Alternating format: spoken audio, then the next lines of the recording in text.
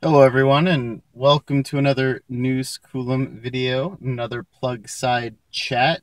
In this video I'm going to talk about the third EV that I think GM really needs to build. I just wanted to say something first though is I'm assuming that they're going to continue making the Bolt EV. So with this third vehicle that I'm recommending, it would really create sort of a basic four vehicles that GM could build. And realistically, I think they should all be able to come in under about $40,000, especially with current battery prices and the fact that they'd all be able to share components. And this third vehicle is actually a Colorado EV. I know that GM has basically stated that they're not going to be building any electrified trucks. And I do think that's a mistake, but I understand where they're coming from in terms of full-sized trucks because right now it's just not economical to make them. I know a lot of people are really big on Rivian, and you know, I'll just be frank, I'm not. And it's not necessarily the capabilities or the designs of the vehicle. It's mostly the price. And yeah, people say, "Oh, well, a lot of people are paying 60, 70, 80,000 dollars for trucks right now." No, some people are paying that much, but the vast majority of people are not. The average price for a Ford F-150 is in the low $30,000 range, and they're selling 70,000 of them a month.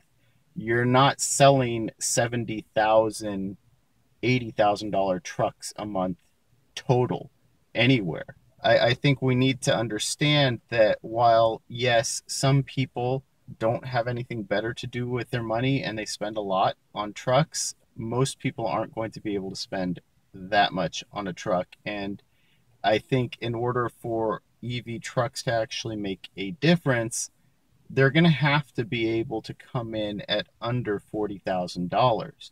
While the Colorado EV wouldn't be a full size truck, it would be an entrant, and it would be something that I think GM could use to sort of establish themselves. They did it with the S10 EV, and the S10 was mostly what I would consider sort of a city truck, but a lot of people used it on ranches, light duty.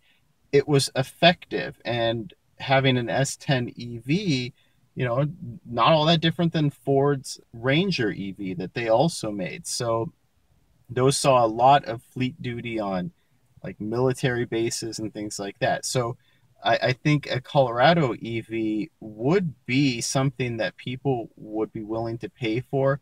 And again, sharing components, the Bolt EV's power plant would be more than enough to make a front wheel drive based Colorado EV. And I know some people would say, well, that's sort of blasphemy having a front wheel drive truck, but any of you who've ever tried to drive a unladen truck on ice and snow or even mud, it is not an easy thing to do when your drive wheels are in the rear and there's almost no weight on the back. So I actually think having a front wheel drive biased truck is okay, especially for a light duty truck.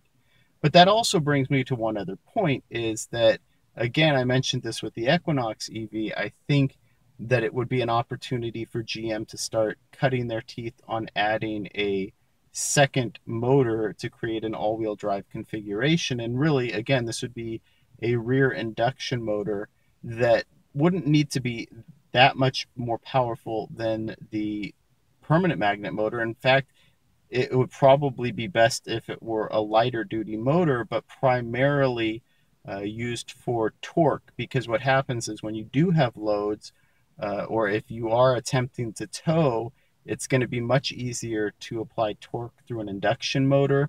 And you want it on the rear where when the truck is laden, it's actually getting the most traction. So that would be my suggestion for how they could do it. Of course, a Colorado EV would probably justify a larger battery than either an Equinox or a Bolt EV.